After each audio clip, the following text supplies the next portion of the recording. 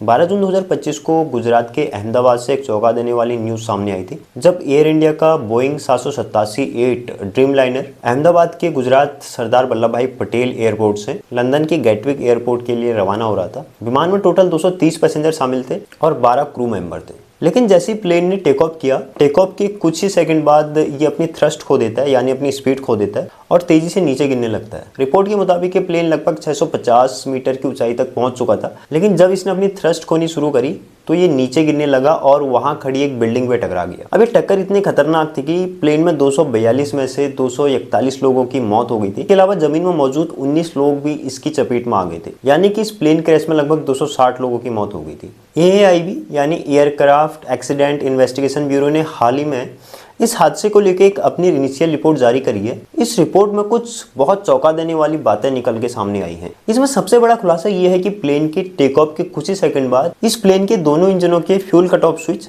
Run से cut off position में चले गए थे, यानी कि इन इंजनों को फ्यूल मिलना बंद हो गया था और इसलिए दोनों इंजन एक साथ फेल हो गए। रिपोर्ट में कहा गया कि जैसे ही विमान के दोनों इंजन बंद हुए, वैसे ही प्लेन का बैकअप एनर्जी सोर्स यानी रैम एयर टरबाइन जो था वो एक्टिव हो गया था। अभी इस बात का संकेत है कि दोनों इंजनों में इलेक्ट्रिसिटी की सप्लाई रुक गई थी, लेकिन सबसे बड़ा सवाल ये निकल के सामने आ रहा है कि ये फ्यूल स्विच अपने आप कट ऑफ पोजीशन में कैसे चले गए। हादसे के बाद वहां से बरामद हुई ब्लैक बॉक्स में जो कॉकपिट के थ्रू पायलटों के बीच बातचीत हुई थी उसको भी उजागर किया है। कॉकपिट वॉइस रिकॉर्डर में ये रिकॉर्ड हुआ है कि जिसमें एक पायलट दूसरे पायलट से पूछ रहा है कि तुमने फ्यूल कट ऑफ क्यों किया, और इसके जवाब में दूसरा पायलट बोलता है कि मैंने ऐसा नहीं किया। अब पायलटों के बीच ये बातचीत इस हादसे के बिल्कुल लास्ट टाइम में हुई थी। इसके बाद तुरंत मेडे मेडे कॉल भेजी गई, जो किसी भी प्लेन की आपात स्थिति का संकेत होता है। लेकिन इस रिपोर्ट में ये साफ नहीं हुआ है कि जो ये फ्यूल कट ऑफ की बात पूछी गई है ये मेन पायलट सुमित सब्रवाल ने पूछी है या फिर को पायलट क्लाइव कुंदर ने सुमित सब्रवाल से ये सवाल पूछा था। अब इसमें गौर करने वाली बात ये भी है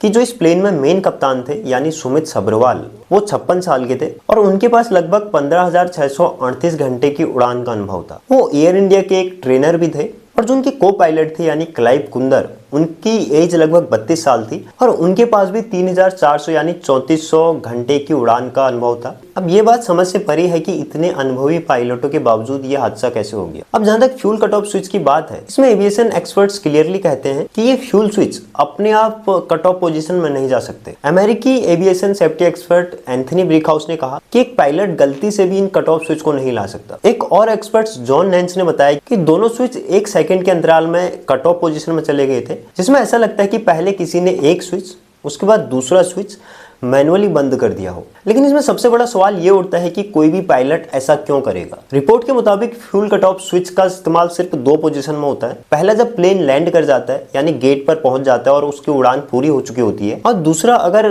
किसी इमरजेंसी में इंजनों में आग लग जाती है तो फिर इन स्विच ऑफ को कट ऑफ पोजीशन में लाया जाता है। लेकिन इस हादसे में ऐसी कोई भी इमरजेंसी सामने नहीं आई, तो इसमें सबसे बड़ा सवाल अभी तक ये बना हुआ है कि ये स्विच कट ऑफ पोजीशन में कैसे चले गए। इस रिपोर्ट में ये भी कहा गया है कि इस प्लेन के दोनों इंजनों की पूरी टेक्निकल जांच हुई थी और वो कंप्लीटली ठीक थे, यानी कि टेक्निकल रूप से इस प्लेन में कोई भी इशू नहीं था। लेकिन उसके बावजूद इतना बड़ा हादसा कैसे हो गया, ये अभी तक बहुत बड़ा सवाल बना हुआ है। अब ये कोई टेक्निकल इशू था या फिर कोई ह्यूमन एरर, ये अभी तक क्लियर नहीं हो पाया है। AAIB इसको अंतर्राष्ट्रीय सहयोग के साथ इसकी गहराई से जांच कर रहा है। किसी भी प्लेन एक्सीडेंट की इनिशियल रिपोर्ट आपको 1 महीने के अंदर जारी करनी होती है।